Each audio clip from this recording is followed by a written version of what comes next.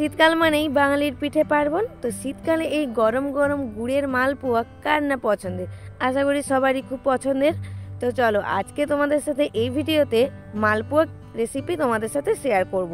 তো তোমরা তাহলে পুরো ভিডিওটা দেখতে থাকো স্কিপ না করে।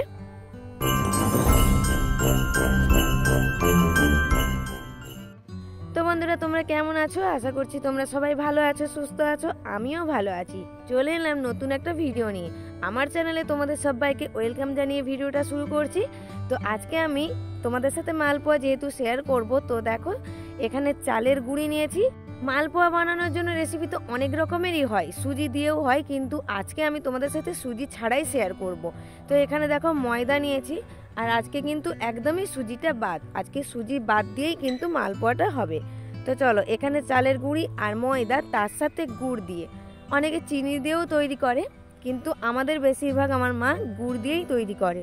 তো তার জন্য এখানে গুড় নিয়েছি, এমনি নর্মাল গুড় দোকানের। তারপর দেখো ওই চালের গুঁড়ি আর ময়দা একসাথে জল দিয়ে ভালোভাবে ফেটিয়ে তার মধ্যে এই এলাচের টুকরো আর আদা কুচিয়ে এর মধ্যে দিয়ে দিচ্ছে, যাতে একটু ভালো স্মেল বেরোয় মালপোয়ার। তারপর দেখো এই ব্যাটারটাকে আবার কিন্তু কিছুক্ষণ ভালোভাবে ফেটে নিতে হবে, আর যত এই ব্যাটারটাকে ভালোভাবে ফেটে নিবে তত কিন্তু ওই মালপোয়াটা ভালোভাবে ফুলে উঠবে। তো চলো তোমরা তাহলে ভিডিওটা দেখতে থাকো। আর এইভাবেই কিন্তু আমার মা প্রায় 5 মিনিট এখন এই ব্যাটারটাকে ফেটে নেবে।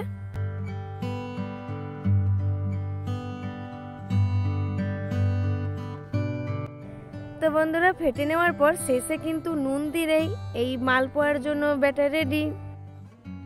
তো ফ্রেন্ডস দেখো, এখানে উনুনও ধরানো হয়ে গেছে, আর এই মালপোয়া পিঠেগুলো উনুনে করলে কিন্তু আরো ভালো। তারপরে এই কড়াইটা গরম হয়ে গেলে এখানে সাদা তেল পরিমাণ মতো দিয়ে দেব।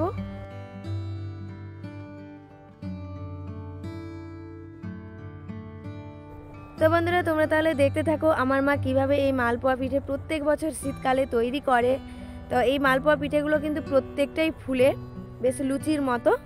তো ওইদিকে যতক্ষণ কড়াইতে তেল গরম হচ্ছিল, আমার মা ওইটুকু টাইমটাতেও এই ব্যাটারটাকে ভালোভাবে ফেটিয়ে নিচ্ছিল।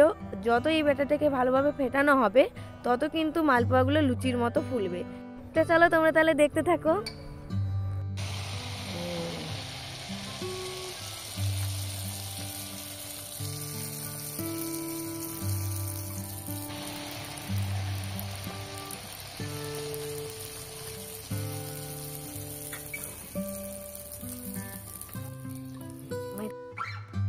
তো বন্ধুরা, তোমরাই দেখো যে এই মালপোয়াটা কত সুন্দর লুচির মতো ফুলে উঠেছে, শুধুমাত্র ময়দা আর চাল গুঁড়ি দিয়েই, সুজি ছাড়া। দেখো কত সুন্দর ফুলে উঠেছে।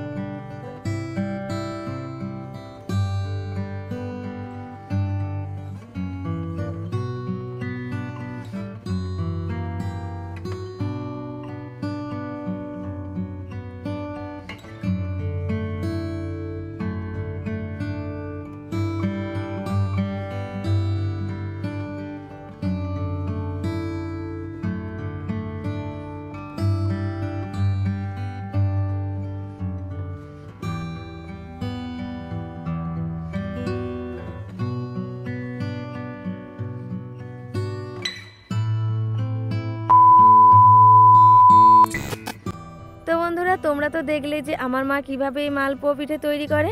তো সুজি ছাড়াই শুধুমাত্র চালের গুঁড়ি আর ময়দা দিই। আর প্রত্যেকটা দেখো এখানে এই মালপোয়া কত সুন্দর দেখতেও হয়েছে, আর তার সাথে প্রত্যেকটা মালপোয়া একদম নরম হয়েছে। দেখো মালপোয়াগুলো যেমন নরমও হয়েছিল তেমন ভেতরটাও কিন্তু ফাঁপা হয়েছিল, খুব সুন্দর হয়েছিল। তো তোমরাও এভাবে সুজি ছাড়া মালপোয়া তৈরি করতে গেলে ময়দা আর চালের গুঁড়ি দিয়েই তৈরি করতে পারো, খুব সুন্দর হবে। তো চলো আজকের ভিডিওটা যদি ভালো লেগে থাকে তাহলে লাইক কমেন্ট করে দিও। সবাই ভালো থেকো, সুস্থ থেকো, সবাইকে টাটা।